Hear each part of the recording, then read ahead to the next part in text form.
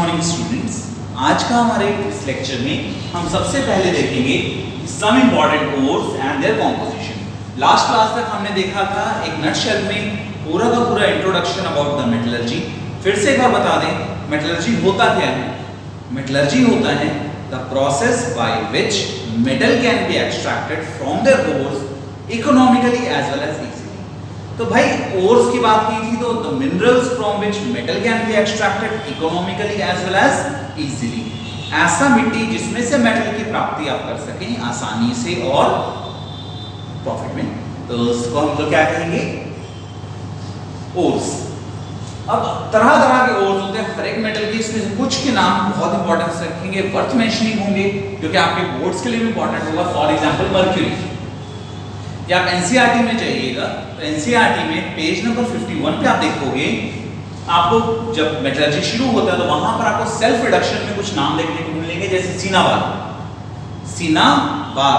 तो सीनाबार में आप देखोगे HgS, मर्क्यूरी सल्फाइड की बात करें तो यहां पर इसकी बात कर सकते हैं हम, इसकी सीनाबार की। एक और है मर्क्यूरी का जो कि आप एनसीईआरटी में दिया हुआ है, अक्सर सीबीएसई में क्वेश्चन पूछता है। फिर हम लोग बात करें लाइमस्टोन, आपको बहुत अच्छे रूबरू है कैल्शियम कार्बोनेट से।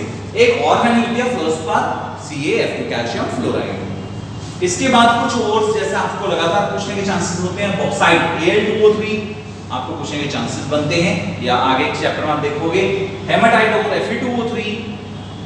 साथ ही साथ मैग्नेटाइट Fe3O4 के बारे में आपने देखा था कि जब हमने इस चैप्टर का स्टार्टिंग किया तो आपको बताया था कि आयरन को जब हम पानी में डालते हैं, स्टीम में डालते हैं, तो वो क्या बनाता है? Fe3O4 बनाता है, फेरस और फेरिक ऑक्साइड। और एक तरह का मैग्नेटाइट है, मैग्नेट का कॉम्पोजिशन ये क्रिएट करता है। साथ ही साथ आपको बताना चाहिए कॉपर पाइराइट CuFeS2, कल एग्जांपल दिया था।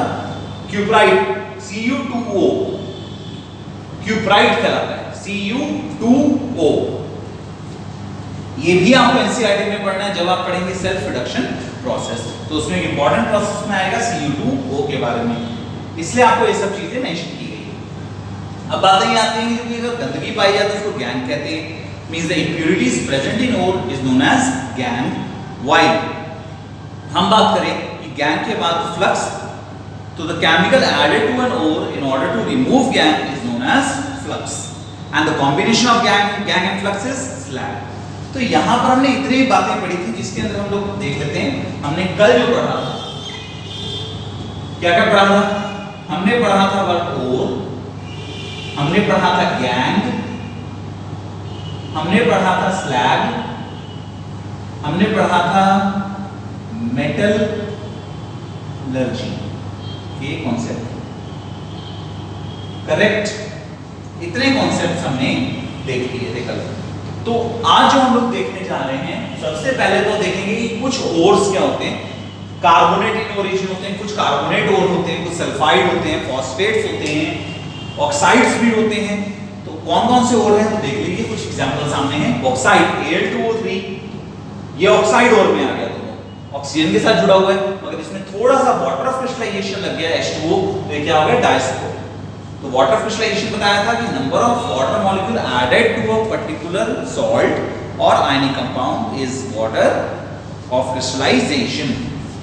दूसरा हमारा है हेमाटाइट के बाद आता है मैग्नेटाइट के बाद आता है सीडेराइट एंड आयरन पाइराइट। देखो ये जो वर्ड है बेटे पाइराइट, ये कहीं लग जाए आपका सल्फर के साथ जुड़ा हुआ है। किसके साथ जुड़ा हुआ है? वो कंपाउंड सल्फर के साथ जुड़ा हुआ है, जैसे जिंक पाइराइट, कॉपर पाइराइट, तो CuFeS2। देखो यहाँ पर कॉपर पाइराइट, देखो अगेन पाइराइट आया तो सल्फर मौजूद है, तो पाइराइट आने का मतलब कहीं ना कहीं वहां पे क्या आएगा? सल्फर आएगा। तो यहाँ पे हेमाटाइट आप देखोगे ऑक्सीजन के साथ जुड़ा हुआ है, वहीं सीडेराइट किसके साथ जुड़ा हुआ है? कार्बोनेट। तो अगर कहा जाए फेरस कार्बोनेट FeCO3, मगर हेमाटाइट कहते के साथ नाम क्या होगा? Fe2O3। फिर हम लोग बात करते हैं कॉपर का। कॉपर में कौन कौन सा आ गया? Copper pyrite CuFeS2, cuprite Cu2O, ये बहुत जरूरी होगा। कॉपर ग्लैंस, अच्छा ग्लैंस बड़ा बार सुनने में आता है, copper glans Cu2S copper glans कहलाता है। एजियोराइट, अब जो आपके एनसीईआरटी में चीज वर्थ मेंशन है, एजियोराइट के बारे में आपके एनसीईआरटी में दे रखा है, क्यूप्राइट दे रखा है, बॉक्साइट के बारे में दे रखा है, हेमाटाइट दे रखा है। फिर मैग्नेटाइट भी दे रखा है आपने, गैलिना दिया हुआ है, फिर आप जिंक ब्लेंड दिया हुआ है, देखिए 2 बार गैलिना लिखा गया, मर्क्यूरिक दिया हुआ है, CaCO3 दे रखा है, इतना तक तो दिया हुआ है, प्लस मैग्नीशियम कार्बोनेट भी दिया हुआ है और इप्सम सॉल्ट, फिर Ag2 AgCl। तो अब देखिए इतने नामों से आपसे बोर्ड में क्वेश्चन कैसे कैसे पूछ सकता है। बॉक्साइड से रिलेटेड क्वेश्चन पूछेगा रिडक्शन प्रोसेस में, अगर पूछेगा तो हेमाटाइट, मैग्नेटाइट, ये दोनों आपको पहले पढ़ाया जा चुका है। क्यूप्राइट, ये आपको सेल्फ रिडक्शन में अपने इस चैप्टर में पढ़ाएंगे, जिसमें क्यूप्राइट का एग्जांपल आएगा। एजियोराइट आपका देखने को कहां मिला था भाई, हमने जब कोरोजन पढ़ा था तो कोरोजन में हमने कहा था कि हरे रंग का डिपोजिशन जमता है कॉपर के ऊपर, इसी एजियोराइट हरे रंग का होता है, और एक होगा क्या, copper carbonate and copper hydroxide का एक क्या है कंपोजिशन है, और है किसका, कॉपर। अब आप देखो बेटे जिंक ब्लेंड, ये क्या हुआ, जिंक सल्फाइड। अच्छा जिंक सल्फाइड स्क्रीन पढ़ा हुआ है हमने बड़ा अच्छा, कहां पर, तो रदरफोर्ड एक्सपेरिमेंट में फ्लोरोसेंट मटेरियल के तौर पे काम आता है, ये चमकता है, तो zinc blende that is zinc sulphide. अब यहां पर बात आई गैलिना, लेड सल्फाइड, ये भी हमारा एनसीईआरटी के हिसाब से इंपॉर्टेंस रखता है, क्योंकि यहां पर भी क्या होगा, सेल्फ रिडक्शन प्रोसेस। अब बातें आती हैं मैग्नेसाइट, मैग्नेसाइट क्या हुआ, MgCO3, वो हुआ हमारा magnesite. Magnesium carbonate, Epsom salt, ये बड़ा इंपॉर्टेंस रखता है, अक्सर पूछ देता है कि इप्सम सॉल्ट क्या है, तो मैग्नीशियम सल्फेट और 7 मॉलिक्यूल क्या है इसमें, वाटर क्रिस्टलाइजेशन। अब बातें आती हैं सिल्वर, सिल्वर में दोनों ही मैंने टिक लगाया है, क्योंकि सिल्वर ग्लैंस की अगर बात करें Ag2S, हमने ये भी बताया था कोरोजन में, कोरोजन की जब बात की थी तो बोला था ब्लैक कलर का कोटिंग आ जाएगा due to reaction of silver with sulphur present in the atmosphere, तो वहां पर ब्लैक कलर का क्या होगा, सिल्वर ग्लैंस। फिर हम देखा हॉर्न सिल्वर, AgCl, AgCl का एग्जांपल हमने देखा था कहां पर, डीकंपोजिशन, डीकंपोजिशन कौन सा, तो फोटोलाइटिक डीकंपोजिशन रिएक्शन, तो हॉर्न सिल्वर का भी हमारे पास बहुत काम आया था। फिर हमने देखा है बेटे क्या, सिनाबार, अब ये भी बताया काम आएगा। कैल्शियम, कैल्शियम का लाइमस्टोन, CaCO3 को जब हमने हीट किया था CaO और CO2 में टूटा था, इसलिए लाइमस्टोन। क्वेश्चन घुमा के भी पूछ सकता है कि भाई लाइमस्टोन को अगर आप हीट करें तो क्या क्या प्रोडक्ट आ सकते हैं, यहां आपसे पूछा जा सकता है हॉर्न सिल्वर को अगर हम लाइट के प्रेजेंस में रखें तो क्या होगा, तो आपको पता होगा कि हॉर्न सिल्वर एक्चुअली होता क्या है, दैट इज सिल्वर क्लोराइड। अब यहां पर बातें आती हैं फ्लूस्पर, तो फ्लूस्पर CaF2, तो ये आपको एनसीईआरटी में नहीं था, मगर यहाँ पे मैंने मेंशन कर दिया ताकि थोड़ा सा नॉलेज बढ़ सके। बाकी आप देख सकते हैं कुछ कार्बोनेट और हैं, कुछ सल्फेट और हैं, कुछ सल्फाइड और हैं, कुछ ऑक्साइड और हैं। तो हमारे पास कुछ हैलाइड और, हैलाइड का मतलब halogen means chlorine, chlorine, bromine, iodine. तो यहाँ पर हम लोग देख सकते हैं और बहुत तरीके से मौजूद हैं, तो और जितने तरीके के मौजूद होंगे उसी हिसाब से हम उसमें क्या करेंगे, केमिकल रिएक्शन करेंगे, और उसी के हिसाब से हम क्या करेंगे, उसमें एलिमेंट को एक्सट्रैक्ट करेंगे, मेटल को एक्सट्रैक्ट करेंगे, और उसमें पर्टिकुलर क्या लगाएंगे, प्रोसेस का इस्तेमाल करेंगे। सपोज हमने यूज किया कि सर कैसे कह सकते हैं कार्बोनेट और, जिसमें कार्बोनेट है तो उसके लिए हमने क्या यूज किया, हाइड्रोलिक वॉशिंग। अच्छा जिसमें मान लो तुम्हारे पास हाइड्रोलिक वॉशिंग का सुविधा नहीं है, तुमने कहा कि भाई सल्फाइड और, सल्फाइड और क्या होता है कि बहुत हल्का होता है, तो उसके लिए हमने क्या किया भाई, froth flotation process, froth flotation process हमने इस्तेमाल किया। अगर बेटे हम कहेंगे कि फ्रोथ फ्लोटेशन के बाद, पहले इसको नोट करो तब हम लोग इसमें थोड़ा आगे बढ़ते हैं।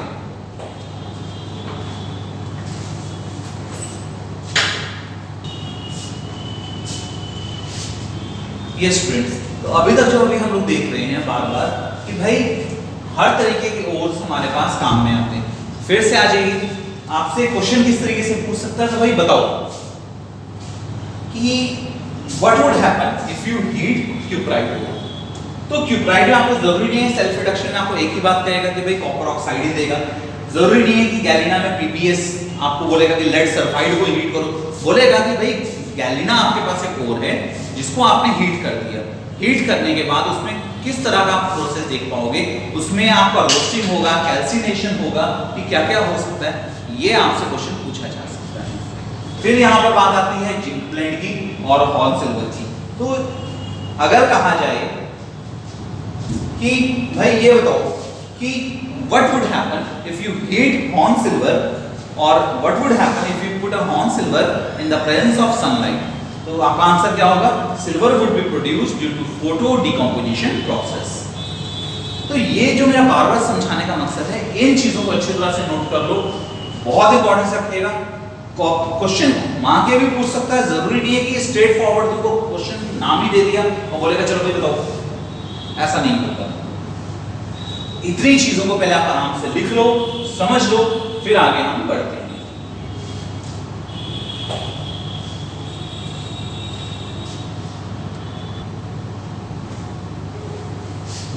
Now students, coming to our next topic is metallurgy। Metallurgy होता क्या है? The process by which metal can be extracted from their ores economically as well as easily is known as metallurgy। ऐसा प्रोसेस जिसमें metals को निकाला जा सके, कहां से? तो उसके ओर्स में से इकोनॉमिकली निकाला जाए और इजीली निकाला जाए, उसी प्रोसेस को हम क्या नाम देंगे? तो मेटलर्जी। तो मेटलर्जी में सबसे पहले स्टेप्स कल हमने लिखवाए थे। फिर पहला स्टेप तो सबसे आसान होगा crushing of ore. Crushing of ore का नाम होता है कि आपने पहले ओर को, अगर आप पूरा पत्थर उठा के लिखते हो तो पत्थर को आप चेंज कर पाओगे? बिल्कुल नहीं। तो सबसे पहले आप क्या करोगे? उसको क्रश करोगे। क्रशिंग ऑफ ओर को नाम देते हो पल्वराइजेशन। क्या नाम देते हो? पल्वराइजेशन। तो पल्वराइज, अच्छा इसी से, जैसे आयोनाइजेशन से बना आयोनाइज्ड, इससे क्या बना? पल्वराइज्ड। पल्वेराइज्ड भी जब क्रश कर दिया तो हमने क्या नाम दिया? पल्वेराइज्ड ओर। तो पल्वेराइज्ड ओर क्या होगा? जब आपने उसको क्रश कर दिया। क्रशिंग के बाद अब आप क्या करोगे? जब पाउडर बन गया, पाउडर में अब उसके अंदर हम लोग क्या करेंगे? अलग-अलग प्रोसेस का इस्तेमाल करेंगे। सबसे पहला हमने जो देखा है यहाँ पे हाइड्रोलिक वॉशिंग। हाइड्रोलिक वॉशिंग का मतलब क्या होता है कि यहाँ देखो, इस प्रोसेस को हम समझाने जा रहे हैं एक एक करके। पहले इसको समझाते हैं। देखो किया क्या, यहां पर हमने लैडर बनाया, ऊपर से पानी बहा दिया, वाटर स्ट्रीम, पानी नीचे बहाया। यहां पर क्या है? और प्लस इम्प्यूरिटीज, और एंड इम्प्यूरिटीज। तो हाइड्रोलिक वॉशिंग एक ऐसा प्रोसेस है, इसमें इम्प्यूरिटीज क्या हो जाती हैं बेटे? बहुत लाइट होती हैं।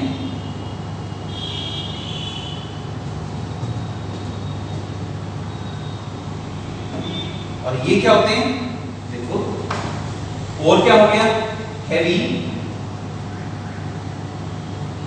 और ये क्या हो गया? लाइट इन वेट हो गया। तो आपने क्या कह दिया? अच्छा, इन दोनों में हैवी कौन है? पहले हैवी हो गया, लाइट हो गया, कॉमन सेंस कीजिए। और क्या है? Heavy as compare to impurities. As compare to impurities और क्या है? हैवी है। जो अगर हैवी है तो क्या होगा? पानी। अच्छा एक बात बताओ, यहाँ पत्थर भी मौजूद है, रेत भी मौजूद है, तुमने ऊपर से पानी बहा दिया एक टब भर के, जो रेत होगा वो दूर तक जाएगा। क्यों दूर तक जाएगा? भाई वो हल्का है। तो जो इंप्यूरिटीज है वो क्या है? लाइट इन वेट है।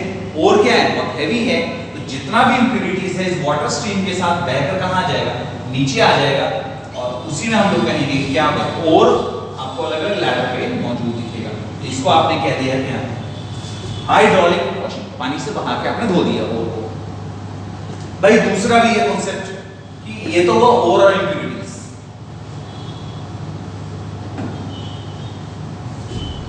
अब बात करेंगे अगर हाइड्रोलिक वॉशिंग का इस्तेमाल करें तो कहां कर सकते हैं? तो बेसिकली कार्बोनेट ओर। कार्बोनेट ओर अगर होंगे तो उसमें ज्यादा इस्तेमाल क्या करते हैं हम लोग? हाइड्रोलिक वॉशिंग का। तो अब यहां पर बातें आती हैं, सर ठीक है, कार्बोनेट ओर जैसे लेड का ओर हो गया, आयरन का ओर हो गया, तो वहां पे यूज क्या किया? Hydraulic washing. अब बात करते हैं फ्रोथ फ्लोटेशन। तो इसमें आप याद रखोगे यूज फॉर सल्फाइड ओर्स। इसको किसके लिए इस्तेमाल किया जाता है? सल्फाइड ओर्स के लिए इस्तेमाल करते हैं। अब यूज फॉर सल्फाइड ओर्स का मतलब क्या हुआ? इसमें करते क्या है कि एक कंटेनर लेते हैं, उसमें क्या भर दिया? और plus pine oil plus water, और यहां से क्या किया, एयर पास करवाई। अब देखो सिस्टम क्या है कि तुमने ओर ले लिया विद इम्प्यूरिटीज, पाइन ऑयल ले लिया, भाई पाइनस ट्री से मिलता है, या फिर वो भी छोड़ो, उसका ऑयल ले लिया, क्या उसको कहते हैं कैम्फर, कैम्फर ऑयल भी हम ले सकते हैं, और साथ में इसमें क्या डाल दिया, पानी। अब जैसे ही इसके अंदर डालो, ऊपर से क्या पास करवा दिया, एयर, तो ये पास करवाते के साथ फ्रोथिंग एजेंट के कारण यहाँ पर क्या होता है, झाग बन जाती है। क्या बन जाती है, झाग। अब ये झाग बन गई बेटे, झाग के अंदर क्या होता है, तो वो देखो इस प्रोसेस में ओर्स वेट ऑफ ओर्स क्या है, कम है as compare to impurities. Impurities के कंपैरिजन ओर का वेट क्या है, बहुत कम है, जिसके कारण क्या होता है, ओर कहां आ जाता है,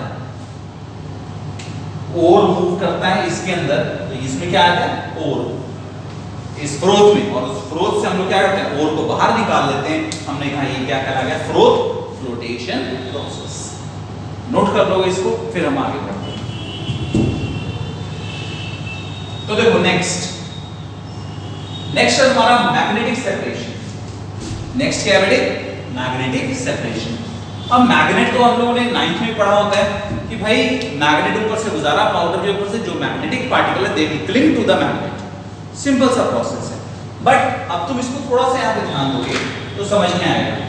हमने दो रोटर्स लिए, ये हो गया मैग्नेटिक, ये आ गया नॉन मैग्नेटिक, ठीक है। अब यहां पर दोनों रोटर्स, दोनों व्हील्स हैं,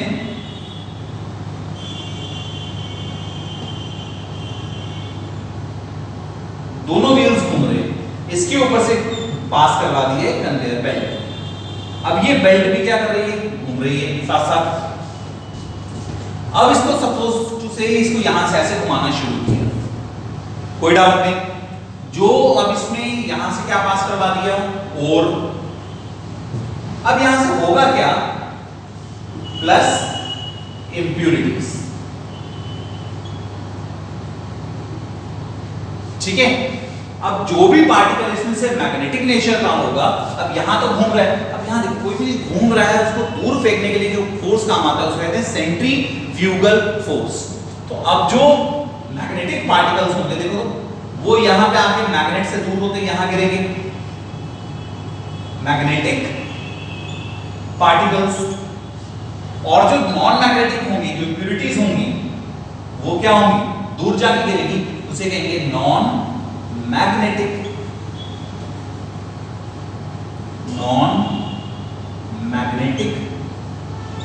पार्टिकल्स। नॉन मैग्नेटिक पार्टिकल क्या होंगे, दूर जाके गिर जाएंगे। तो आपने कहा कि सर ठीक है, हमने इसकी बात की, फ्रोथ फ्लोटेशन के बाद मैग्नेटिक सेपरेशन प्रोसेस, इसको तुम नोट करो। अब स्टूडेंट्स बातें आती हैं हमारे सामने, यहां तक तो हमें समझ में आ गया कि सर फ्रोथ फ्लोटेशन प्रोसेस भी है, मैग्नेटिक सेपरेशन प्रोसेस है। अब इसके बाद जब तुम्हें ओर मिल गया तो उसको सबसे पहले हम किसमें कन्वर्ट करेंगे, उसके ऑक्साइड में। तो पहले इसको नोट करो, फिर हम आगे बढ़ते हैं।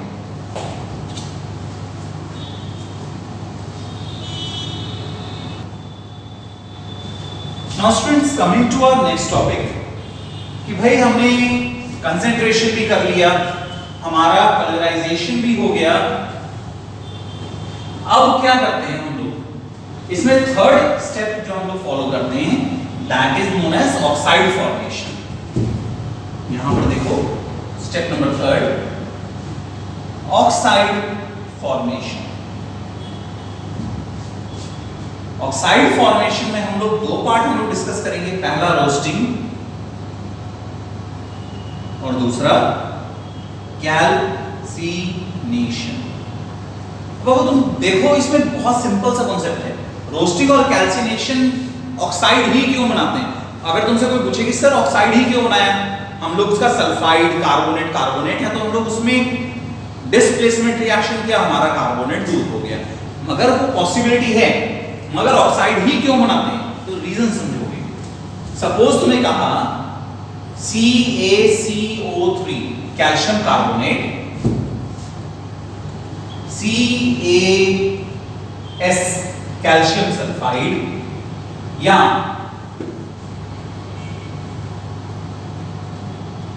कैल्शियम सल्फेट और एक दिया तुम्हें कैल्शियम ऑक्साइड।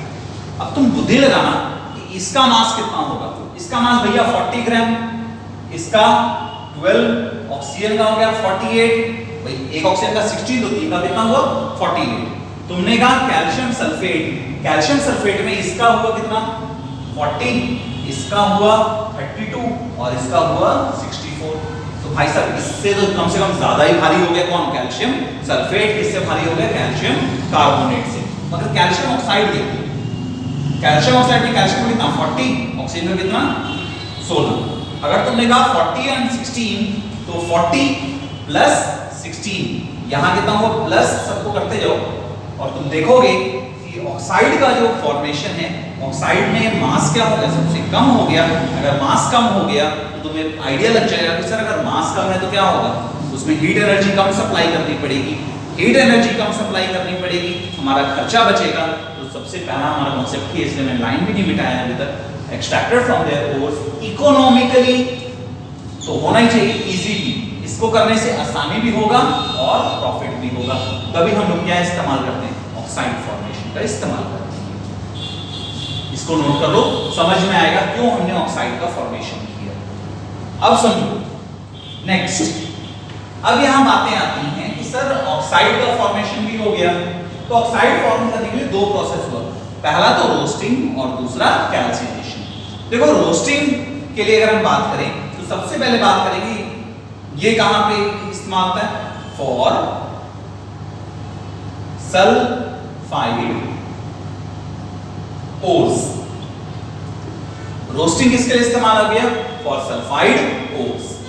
अगर बात करें, अच्छा देखो इसको हम लोग ज्यादा बेटर रहेगा कंपैरेटिव लिख देते हैं, हमेशा याद रहेगा रोस्टिंग और यहां लिख देते हैं हम कैल्सिनेशन। अब तुम देखो रोस्टिंग और कैल्सिनेशन, इसके यहां ओर is heated in the presence of oxygen to make their oxide। तो रोस्टिंग, इसमें हीटिंग ऑफ ओर, हीट का सिंबल होगा delta, heating of ore in the absence of oxygen to make their oxide. तो हमने क्या कहा, रोस्टिंग और calcination सबसे पहली बात आती है, रोस्टिंग क्या हुआ, heating of ore in the presence of oxygen make their oxide, तो क्या कहलाएगा रोस्टिंग। भाई calcination, heating of ore in the limited supply of oxygen, या कोशिश करते हैं in the absence of oxygen to make their oxide, तो क्या कहलाएगा कैल्सिनेशन। इस बात को ध्यान रखोगे। दूसरा point, used for sulphide ores, used for carbonate ores। भाई जो सल्फाइड ओर्स होते हैं बेसिकली उसके लिए क्या यूज करते हैं, रोस्टिंग। तो एग्जांपल में देखो यहां पर, अगर तुम्हें कहा जाए जिंक सल्फाइड, जिंक सल्फाइड क्या चाहिए, कॉमन सेंस लगा के चलो कि यहां पर जब सल्फर है इसमें ऑक्सीजन है नहीं, तो ऑक्सीजन जब है ही नहीं तो तुम्हें इसमें ऑक्सीजन सप्लाई करना ही होगा। बिना ऑक्सीजन सप्लाई के इसमें ऑक्सीजन जोड़ोगे कैसे, तो रोस्टिंग के केस में यहां पर ऑक्सीजन तुमको ऐड करना ही होगा। तब क्या बनेगा, जिंक ऑक्साइड प्लस यहां पर सल्फर डाइऑक्साइड, तुम बैलेंस कर लोगे। अब बातें आई यहां पर एग्जांपल में देखो, जिसमें ऑलरेडी ऑक्सीजन है, सपोज तुमने कहा CaCO3, बेटा ऑलरेडी ऑक्सीजन तो है इसमें, कितनी बार ऑक्सीजन ऐड करोगे, जरूरत नहीं पड़ती, हम लोगों को खर्चा बचता है। हमने कहा क्या CaO बन जाएगा और CO2 बन जाएगा। तो जिसमें हमें अगर मान के चलो ऑक्सीजन ऑलरेडी मौजूद है उसमें हम करेंगे, क्यों करेंगे ऑक्सीजन ऐड, और जिसमें हमारे पास ऑक्सीजन नहीं है उसमें हम ऑक्सीजन को ऐड करेंगे। तो इतना तुम पहले नोट करो कि इसमें heating of ore in the presence of oxygen to make their oxide, heating of ore in the absence of limited supply of oxygen to make their oxide is calcination. इतना पहले नोट करो।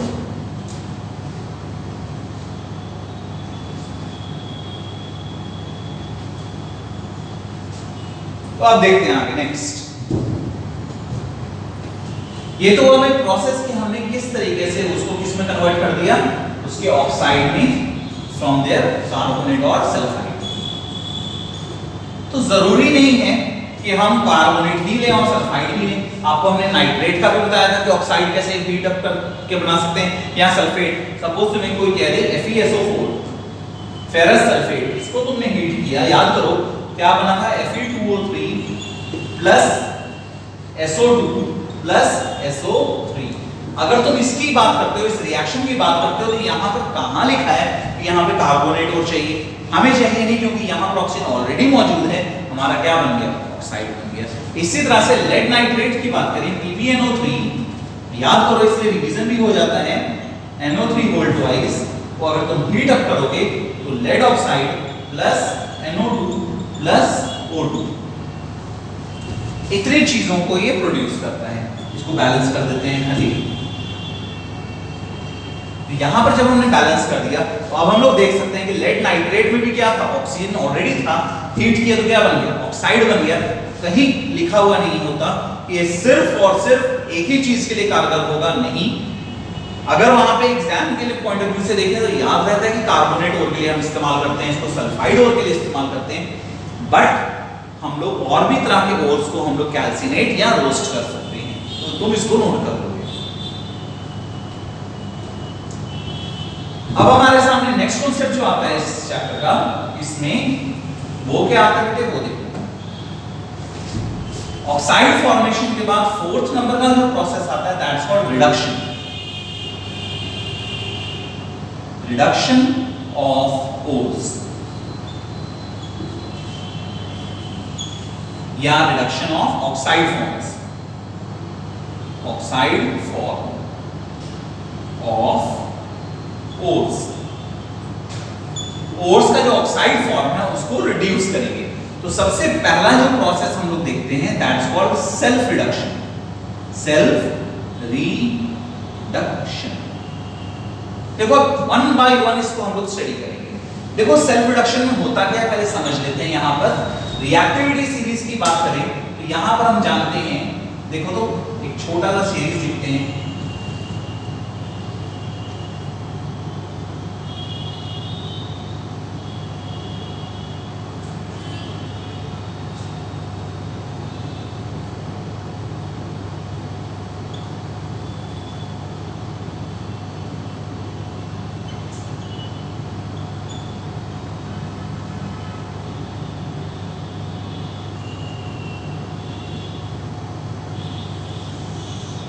ये देखो series of elements मैंने यहां पे लिखा।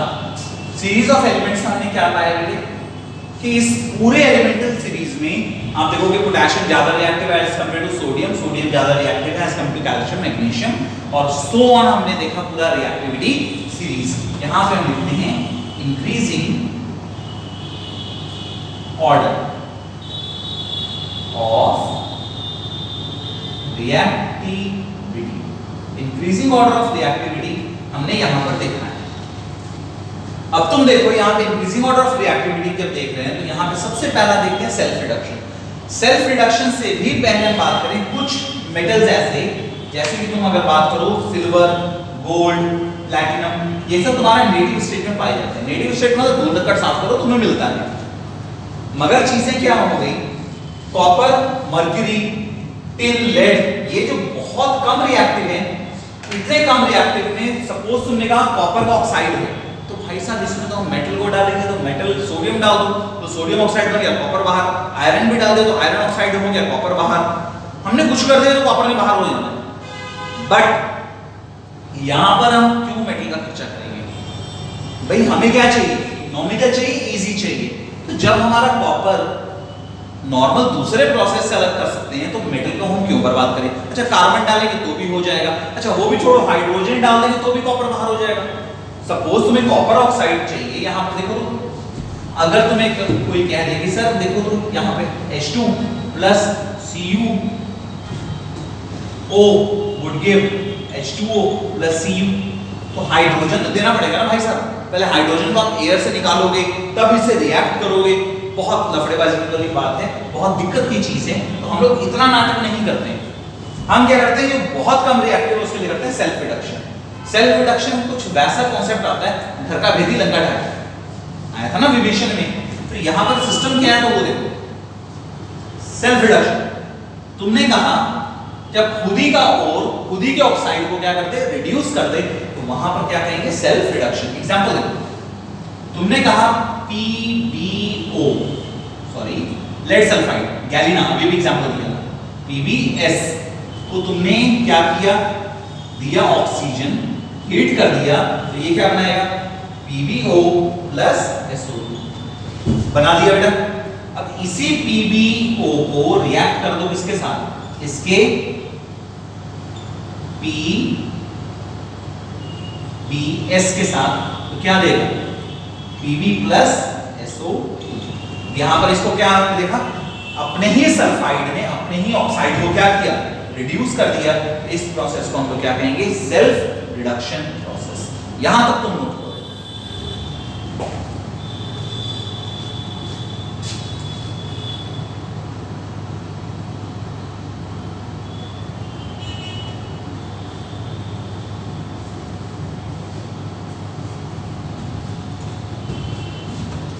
अब देखो यहां पर इसी तरह से एक और रिएक्शन हमारे सामने आता है। अब देखो कॉपर Cu2S, इसको तुमने क्या दिया, ऑक्सीजन प्रोवाइड किया, क्या बना Cu2O प्लस SO2। सिंपल है, ये सब तो एनसीईआरटी का है। प्लस अब ये Cu2O में क्या डाल दिया, Cu2S डाल दिया, क्या बनेगा Cu प्लस SO2। अब तुम्हारे सामने फिर क्या आ गया कि सर हमारे सामने क्या एग्जांपल आ गया, सेल्फ रिडक्शन। तो हमने क्या देखा, कॉपर में भी ये प्रोसेस हुआ, इसको भी नोट करो। मगर यहीं पर अगर तुम नाटक करोगे कि नहीं सर हमें तो मर्क्यूरी चाहिए, तो मर्क्यूरी में क्या होगा, तो देखो HgS मर्क्यूरिक सल्फाइड, इसको तुमने हीट किया, तो यहां पर इन द प्रेजेंस ऑफ ऑक्सीजन, तो ये क्या बनाएगा HgO प्लस SO2। पर इसी को इसके साथ भी रिएक्ट करने की जरूरत नहीं, फर्दर क्या किया, इसी को तुमने क्या कर दिया, हीट कर दिया, क्या मिल जाएगा Hg प्लस O। हो गया काम खत्म, कुछ करने की जरूरत नहीं, सिर्फ इसी पार्ट को तुमने क्या कर दिया, हीट कर दिया। हीट करने से तुमको क्या मिल जाएगा, मर्क्यूरी मिल जाएगा। तुम्हें अलग से इसी के साथ दोबारा इतनी मेहनत करने की जरूरत नहीं, तो काम आसान हो गया। अल्टीमेट गोल क्या होगा, the process by which metals economically as well as easily. तो उसके लिए हम लोग जितना मेहनत कर सके, जितना कहते हैं ना बेटा जुगाड़ टेक्नोलॉजी, दिस इज जुगाड़, मिटा देते हैं इसको। ये हुआ हमारा सेल्फ रिडक्शन। अब बेटे कुछ चीजें होती हैं हीट होती हैं, जैसे फॉर एग्जांपल सेल्फ रिडक्शन, इसमें काम नहीं चलेगा, थोड़ा ऊपर आएगा। हम नीचे से शुरुआत करेंगे। Silver gold platinum gold cut साफ के कंसंट्रेशन के दौरान ही साफ मिल गया आपको। कॉपर मरकरी टीन लेड इस तरह के जो मेटल्स हैं, ये जो तुमको मिलते हैं कैसे मिल गए, तो सेल्फ रिडक्शन प्रोसेस से मिल गए। अब जो तीसरे जो हमारे सामने बातें आती हैं, दैट्स व्हाट कार्बन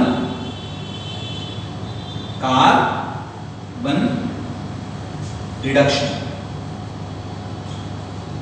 अब भाई साहब कार्बन रिडक्शन क्या होगा, यूज करेंगे कार्बन का टू रिड्यूस ऑक्साइड्स।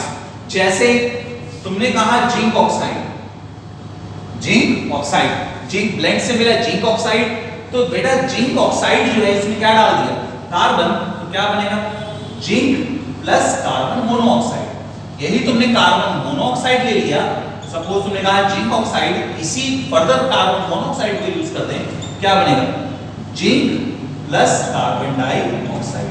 तो तुम यहां पर देखो कार्बन को दो बार हम इस्तेमाल कर सकते हैं। यहां पर क्या हो गया, carbon reduction process.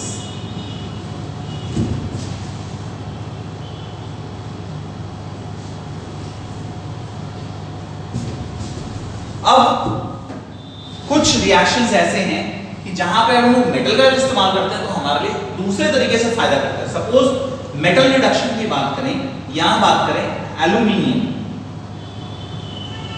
Aluminium reduction process. Aluminium reduction में क्या है, यूज ऑफ एल्यूमिनियम। सपोज तुमने कहा Fe2O3, अभी बात करते हैं हेमेटाइट कोर की।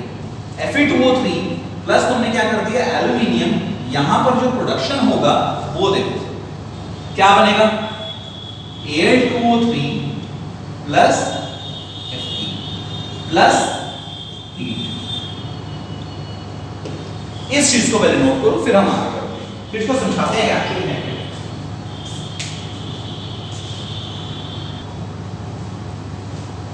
तो स्टूडेंट्स हम लोग इसी प्रोसेस को एक और नाम देते हैं, that is called thermite process. बच्चे है क्या ये thermite process? Alumino thermite process एक और नाम होगा इसका। थर्मिट प्रोसेस होता क्या है, क्योंकि ये हीट एनर्जी, अच्छा रेलवे ट्रैक जो होते हैं रेलवे के, जहां पे रेलगाड़ी दौड़ती है, तो वहां पे उस ट्रैक्स में क्रैक्स आ जाते हैं, दरारें। तो उन दरारों को भरने के लिए हम लिक्विड मेटल कहां से लाएंगे, मुश्किल होगा। तो उतना हीट एनर्जी भी चाहिए ताकि थोड़ा एक्सपैंड होके वहां पर क्या आ जाए, मेटल समा जाए। लिक्विड मेटल, लिक्विड कौन सा, आयरन। तो उसके लिए हम लोग इस प्रोसेस को इस्तेमाल करते हैं, इसको एल्यूमिनो थर्मिक प्रोसेस। वहां तक इस सामान को लेके जाया जाता है, वहां पर इसको रिएक्ट किया गया, रिएक्ट करने के बाद वहां पे क्या भर दिया गया, आयरन भरा गया। तो ये थर्मिट प्रोसेस बहुत ज्यादा काम में आता है। तो कुछ होते हैं मेटल रिडक्शन, जिसमें हमारा इस तरह के प्रोसेस काम में आएंगे।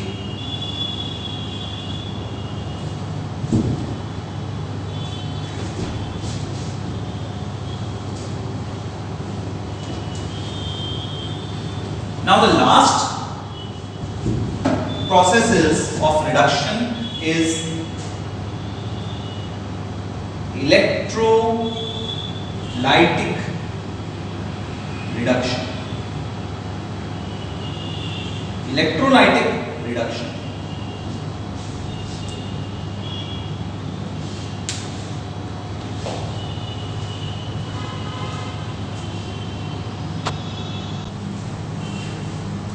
So students, our next topic is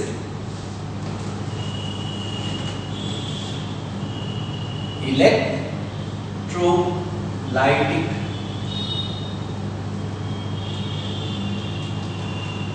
refining. Electrolytic refining. अब भाई इलेक्ट्रोलाइटिक रिफाइनिंग से भी पहले हम लोग इसमें एक कॉन्सेप्ट देखते हैं, रिडक्शन। देखो बच्चे होता क्या है reduction, electrolytic reduction, reduction with the help of electricity. कल तक आप लोगों को मैंने पढ़ाया था कि भाई रिडक्शन अलग अलग तरीके से हो सकता है, that is carbon reduction, self reduction, aluminium reduction, and हमने फिर देखा लास्ट में हम लोग क्या कर सकते हैं, इलेक्ट्रोलाइटिक रिडक्शन। इलेक्ट्रोलाइटिक रिडक्शन क्या होता है, फॉर वेरी रिएक्टिव मेटल्स, बहुत ही ज्यादा रिएक्टिव मेटल्स है तो उसके लिए हम लोग क्या करते हैं, electrolytic reduction. Electro means with, यहां पे कर देते हैं reduction with the help of electricity, with the help of electricity। Electricity की मदद से जब हम क्या करते हैं, रिडक्शन प्रोसेस करते हैं, तो उसे हम कहते हैं इलेक्ट्रोलाइटिक रिडक्शन। अब इसका एग्जांपल देखो, सबसे इंपॉर्टेंट तो इसका एग्जांपल होता है। तुमने सपोज कहा तुम्हें सोडियम की प्राप्ति करनी है फ्रॉम सोडियम क्लोराइड। तुम्हारे पास कौन सा ऐसा एपरेटस है, कौन सा ऐसे सब्सटेंसेस हैं, किस तरह के मेटल्स हैं जिसके कारण तुम क्लोरीन से सोडियम को अलग करोगे तो तुम लोगे सीजियम में पोटेशियम। मगर रिएक्शन दो कारण से ऐसा नहीं करेंगे। पहला तो रिएक्शन इज हाईली एक्सोथर्मिक, बहुत एक्सोथर्मिक होगा, तुमसे कंट्रोल नहीं होगा। दूसरा भैया सोडियम को अलग करने के लिए जब पोटेशियम इस्तेमाल करेंगे तो बहुत कॉस्टली होगा। तो हमारे पास दोनों ही कारण से हम लोग मेटलर्जी नहीं कहते कि सबसे पहले तो कॉस्टली हो तो मेटलर्जी नहीं हुआ, और इजी ना हुआ तो भी मेटलर्जी किस बात का। तो हमने दो बातें देखी, ये भी मेटलर्जी में क्या होगा, कॉस्ट इफेक्टिव भी होना चाहिए, मींस कॉस्टली भी ना हो, कॉस्टली ना हो और इजी भी हो। तो इजी होने के लिए हमने क्या लिया, सोडियम क्लोराइड। सोडियम क्लोराइड में जब जैसे ही पास करवाया इलेक्ट्रिसिटी,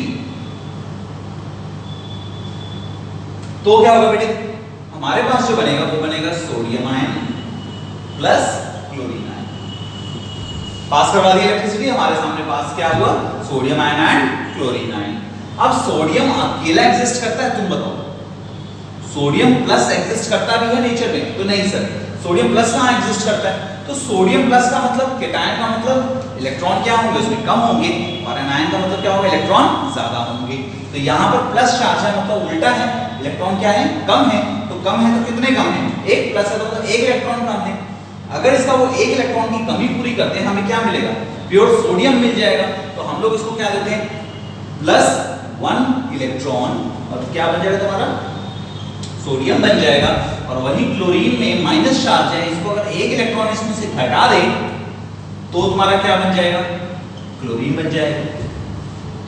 सर देखो बेटे, यहां पे इलेक्ट्रॉन आया कहां से, तो यहां से आया, सर्किट तो पूरा कंप्लीट होगा सेल के अंदर, तो इलेक्ट्रॉन एक जगह से निकल रहा है दूसरी जगह पहुंच रहा है।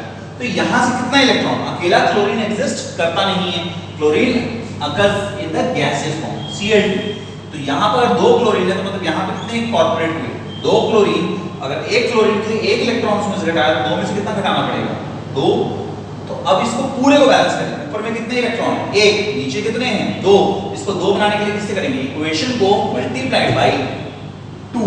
तो क्या हो जाएगा, 2 सोडियम आयन, 2 इलेक्ट्रॉन और 2 सोडियम।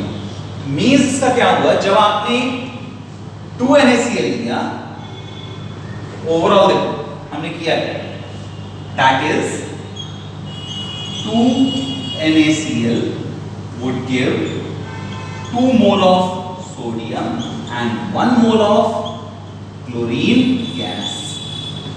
इस चीज को तुम ध्यान रखोगे when passes electricity through it।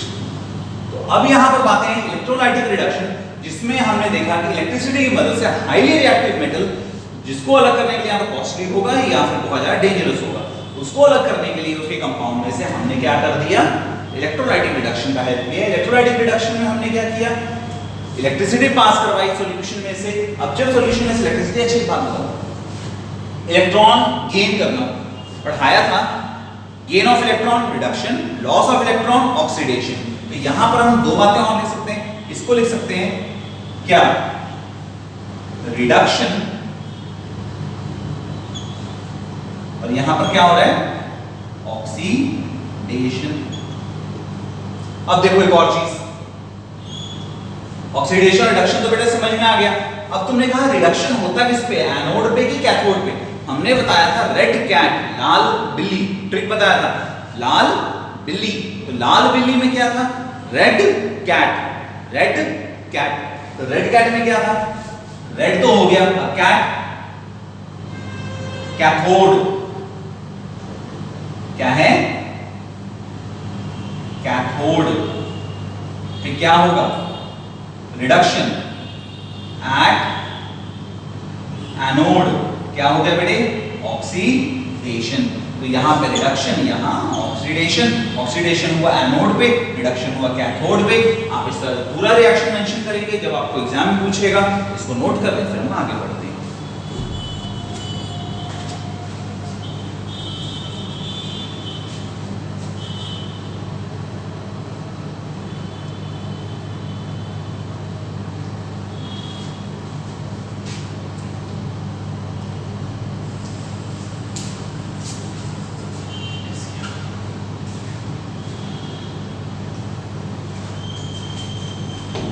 अब हमारा लास्ट प्रोसेस जो आने जा रहा है means fourth process, that is बेटा, दैट इज प्यूरिफिकेशन। क्या करना पढ़ने जा रहे हैं, प्यूरिफिकेशन। प्यूरिफिकेशन टेक्निक, उसमें सबसे पहले जो हम लोग देखेंगे इलेक्ट्रोलाइटिक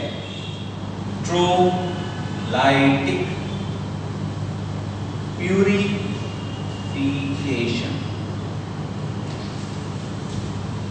इसको पहले हम समझ लेते हैं, फिर हम इसमें आगे बढ़ते हैं। इलेक्ट्रोलाइटिक प्यूरिफिकेशन में क्या होता है, आप एक कंटेनर लेते हैं, उस कंटेनर में एक बड़ा सा इलेक्ट्रोड एनोड का लेते हैं और एक पतला सा थिन स्ट्रिप लेते हैं कैथोड। बड़ा सा क्या लिया, एनोड, और पतला क्या लिया, कैथोड। ठीक है, लेने का मकसद है भाई एनोड क्या है, देखो anode is made of impure metal और cathode is made of pure metal. ठीक है, अब ये जो एनोड और कैथोड मिल गया, अब तुम बुद्धि लगाना। एनोड हमें पता है कि पॉजिटिव चार्ज की नेगेटिव चार्ज, तो सर देखो बताया कैटायन, कटा हुआ आयन कैटायन, तो anion negative, cation goes to cathode, तो cathode must be negative, anode must be positive. इस तरीके से तुम याद रखोगे। तो यहां देखो एनोड को क्या रखा, पॉजिटिव, कैथोड को क्या रखा, नेगेटिव। अब जब इसको बैटरी के अलग अलग टर्मिनल से जोड़ दिया और अंदर में सॉल्यूशन भर दिया, सॉल्यूशन किसका भर दिया, सेम मेटल का सॉल्ट। अच्छा, दूसरा मेटल का सॉल्ट लेंगे तो क्या होगा, दूसरा मेटल का हमें बेटा एलॉय थोड़ी बनाना है, ना ही हमने गैल्वेनाइजेशन और ना ही हमने इलेक्ट्रोप्लेटिंग करना है। हमने क्या करना है, प्योर मेटल चाहिए, तो हम उसी मेटल का सॉल्ट लेते हैं। सपोज यहाँ पे एग्जांपल के तौर पे देखोगे, तुमने क्या ले लिया, कॉपर, तो यहाँ पर क्या होगा, ये भी क्या है, प्योर कॉपर। यहाँ पे इम्प्योर कॉपर, यहाँ क्या हो जाएगा, प्योर कॉपर। अब यहाँ पे इम्प्योर कॉपर की बात करें तो इम्प्योरिटी होगा, तो जैसे कि पहले बताया उसका मेल्टिंग पॉइंट क्या हो जाएगा, थोड़ा कम हो जाएगा। तो अब यहाँ पर क्या है, यहाँ पे लिया CuSO4, CuSO4। अब कॉपर सल्फेट सॉल्यूशन तुम्हें पता है कि भाई वीक इलेक्ट्रोलाइट है, तुमने इसमें थोड़ा सा क्या डाल दिया, एसिडी5, थोड़ा सा एसिड मिक्स कर दिया ताकि इलेक्ट्रिसिटी क्या हो, आसानी से फ्लो कर सके। तो अब क्या होगा, जैसे इलेक्ट्रिसिटी फ्लो करेगा, ये जो कॉपर है इसमें से नीचे निकलेगा, क्या निकलेगा, Cu2+ निकल गया, और यहां से जो Cu2+ आयन है जो सॉल्यूशन के अंदर मौजूद है, वो किस पे चला जाएगा, कैथोड पे। मतलब जितना कॉपर सल्फेट तो खत्म नहीं हो रहा, और कॉपर सल्फेट जो टूटा उसका कॉपर किस में जा रहा है, कैथोड में। इसका कॉपर किस में गया, सॉल्यूशन में। कॉपर सल्फेट का भी कंसंट्रेशन बराबर रहा, और कॉपर जाके कैथोड पे क्या होगा, जम जाएगा। क्या होगा, जम जाएगा, और ये धीरे धीरे टूट जाएगा। कौन टूट जाएगा, एनोड। जब एनोड टूट जाएगा तो it will finally settle down at the bottom of the container as anode mud, as anode mud. Note कर लो इसको, कंप्लीट हो जाएगा। तो हमारा प्योर मेटल क्या हो गया, और मोटा होते चला गया, तो हमें प्योर कॉपर मिल गया। यहाँ पे प्योर मेटल पूरी तरह खत्म हो गया, लास्ट में हम इसको बाहर निकाल देंगे एज एनोड मड, और जो हमारा क्या था, टारगेट था प्यूरिफिकेशन का, वो हमें मिल गया। नोट कर लो, फिर हम आगे बढ़ते हैं।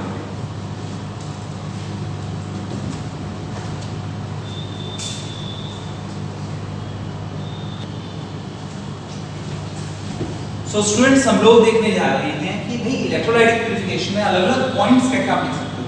सबसे पहले तो anode is made of pure metal, cathode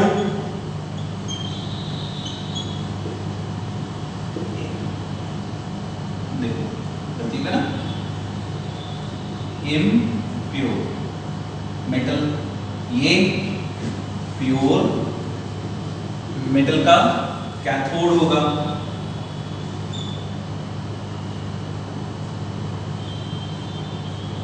electrolyte किसका होगा, electrolyte of the same metal,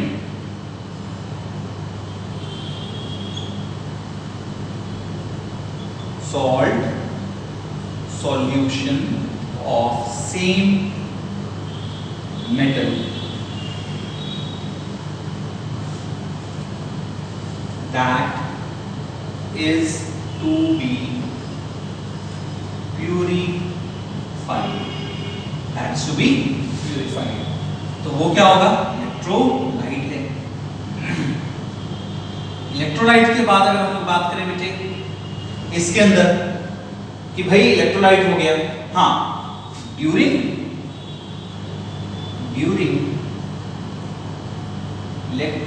electrolysis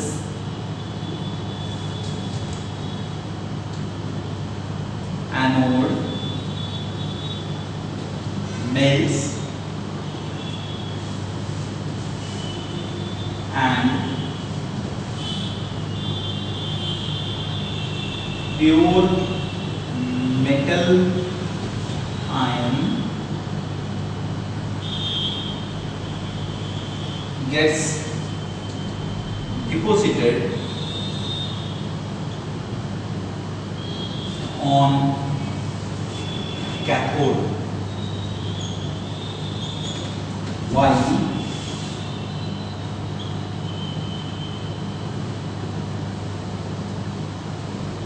insoluble impurities, insoluble impurities कहां चला जाता है, settles as anode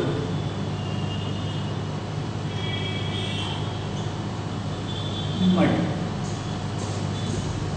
इस चीज को नोट करो अच्छी तरीके से ताकि फिर हम लोग आगे देख सकें।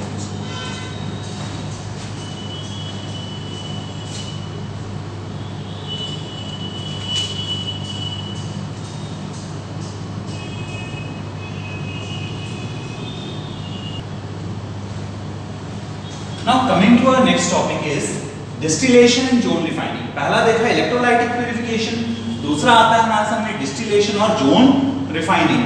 डिस्टिलेशन में क्या होता है बेटे, डिस्टिलेशन आपने पढ़ा है, उसमें क्या होगा, लो बॉइलिंग पॉइंट जैसे जिंक, मर्क्यूरी, इस तरह के जो मेटल्स होंगे उसके लिए हम लोग करते हैं डिस्टिलेशन। फॉर एग्जांपल अब मर्क्यूरी को आपने गर्म किया, उसका पेपर बनाया और उसको एज अ डिस्टिलेट अलग में कंडेंस कर दिया, आपका मर्क्यूरी अलग हो जाएगा, मगर उसके लिए फिर हमें इलेक्ट्रिसिटी बर्बाद करने की क्या जरूरत है। ठीक वैसे ही जोन रिफाइनिंग। जोन रिफाइनिंग में क्या होता है, एक कंटेनर लिया, उसमें नोबल गैस रिक्वायरमेंट रखा, बाहर से हीटर हम मूव करते हैं। हीटर मूव करने के साथ क्या होता है, तो इसमें देखो, इसको कुछ इस तरीके से भी देख सकते हो, इसको थोड़ा लैटरल बना लेते हैं, यहां पर हीटर मूव करते हैं, ये देखो, ये हीटर डाउनवर्ड मूव किया, जहां जहां इसका जो मेटल है वो क्या होगा, पिघलता चला जाएगा, मॉल्टन स्टेट में है, मगर जब ये हीटर नीचे आएगा तो ये ऊपर का जो ठंडा एरिया होगा, यहां पर क्या होगा, क्रिस्टल बनेंगे, बट जो इंप्यूरिटीज होगा वो क्या होता है, सॉल्यूबल ज्यादा होता है किसके अंदर, तो मॉल्टन स्टेट में, तो वो किसमें, सॉलिड फॉर्म में नहीं मिलेगा, वो कहां मिल जाएगा आपको, लिक्विड फॉर्म में। तो एक टाइम ऐसा आएगा जब जो लास्ट में जो लिक्विड होगा, जो लास्ट में जब हीटर नीचे तक पहुंचेगा और इस पार्ट में सबसे ज्यादा क्या होगा, इंप्यूरिटीज होंगी, तो वही काम यहां दिखाया गया। मॉल्टन जोन जो है, ये हीटर जहां जहां मूव करेगा, देखो मॉल्टन जोन इस वक्त यहीं पर है, ये आगे जाएगा तो ये क्रिस्टल बन जाएगा, जहां पे तुम्हारा क्या है, सॉलिड फॉर्म ऑफ जर्मेनियम है, ये थोड़ा आगे बढ़ा, तुम्हारा यहां पर क्या बन जाएगा, मॉल्टन स्टेट आ जाएगा, यही इतना मेटल पिघल जाएगा और उसमें क्या आएंगी, इंप्यूरिटीज कंसंट्रेट होती जाएंगी।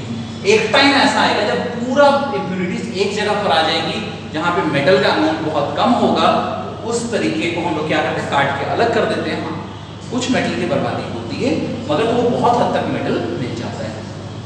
इसी प्रोसेस को कई बार दोहराया जाता है और तब आप देखते हैं यहाँ पर क्या हो गया, आपका हाई प्रेशर पे ये जोन रिफाइनिंग का प्रोसेस किया जाता है, इसको आप नोट कर लेंगे। इस तरह के जोन रिफाइनिंग प्रोसेस को हम लोग बेसिकली करते कहाँ हैं, जर्मेनियम, सिलिकॉन, बोरॉन और गैलियम जैसे सेमीकंडक्टर को प्राप्त करने के लिए। तो जोन रिफाइनिंग है, this method is based on the principal that impurities are more soluble in melt, impurities are more soluble in the melt than in the solid state। Solid state से ज्यादा कहां पे सॉल्यूबल है, वो मॉल्टन state में, उसके melt में impurities ज्यादा है। तो मान के चलो हीटर यहां से शुरू हुआ, और। तो यहाँ पर अभी क्या है, मोल्टन स्टेट है, मोल्टन स्टेट है, वहां पे इम्प्योरिटी तुमको दिख रही है। मगर जैसे ही वो हीटर आगे बढ़ा तो अब क्या होगा, यहाँ पे मोल्टन स्टेट आ गया रॉड का। अब यहाँ पर मुसीबत क्या होगा कि अब इसके अंदर अगर क्या आ गया, इम्प्योरिटी फ्लो करके वहां चली जाएगी from higher concentration to the lower concentration. तो यहाँ पे जहाँ पे मोल्टन स्टेट है मेटल का, तो वहां पे इम्प्योरिटी पहले फ्लो करेगी, लिविंग बिहाइंड प्योर मेटल्स। तो ये कंडीशन होता है तुम्हारा जोन रिफाइनिंग। इसको नोट कर लो, बहुत सिंपल प्रोसेस है, डिस्टिलेशन और जोन रिफाइनिंग। तो बच्चे हमने अभी तक जो देखा वो बहुत सिंपल प्रोसेस देखे। हमने क्या क्या देख लिया, हमने देखा मेटलर्जी में ओर, गैंग, फ्लक्स, इन तीनों के बारे में स्टडी किया। ओर क्या था, the mineral from which metal can be extracted economically as well as easily is ओर।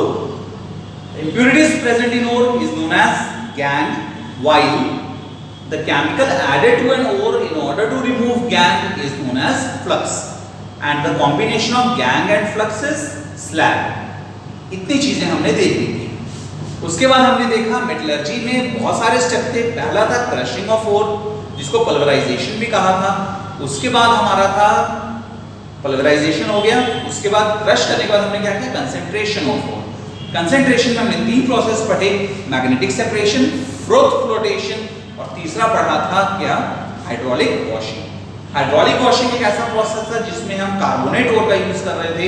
ओर हमारा क्या था, हैवी था, और इम्प्योरिटीज लाइट इन वेट थी। जो लाइट थी वो क्या हुआ, बहकर निकल गई पानी के साथ, ऊपर क्या बच गया, सिर्फ ओर। हमारे पास दूसरा प्रोसेस था मैग्नेटिक सेपरेशन।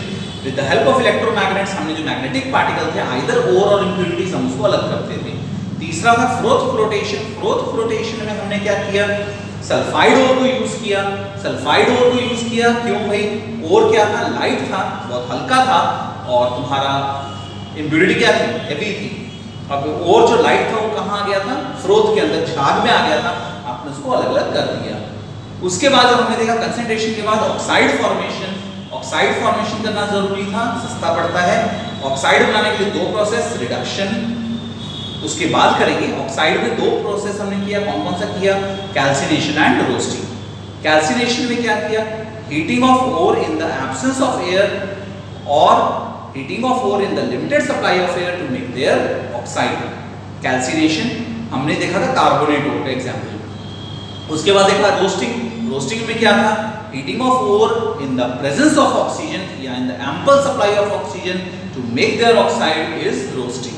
फिर हमने देखा रोस्ट और कैल्सिनेट करने के बाद जो ऑक्साइड बना उसको किया रिड्यूस। तो रिड्यूस करने के लिए पहला देखा सेल्फ रिडक्शन, जो कि बहुत लीस्ट रिएक्टिव मेटल्स पे हम लोग देखते हैं।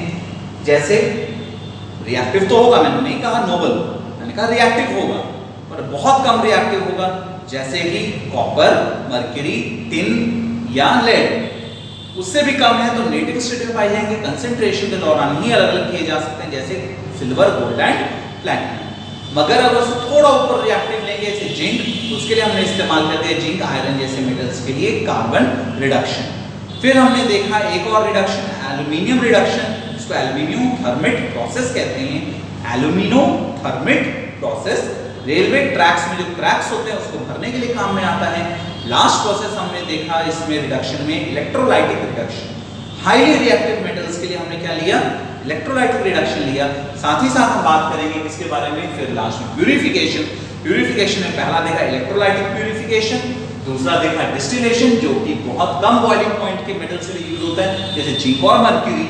फिर हमने देखा जोन रिफाइनिंग, जो कि बेसिकली सेमीकंडक्टर जिससे हमें मिल जाते हैं। और इस तरीके से हमारा पूरा मेटलर्जी कंप्लीट होता है। Thanks for the patient listening, thank you very much.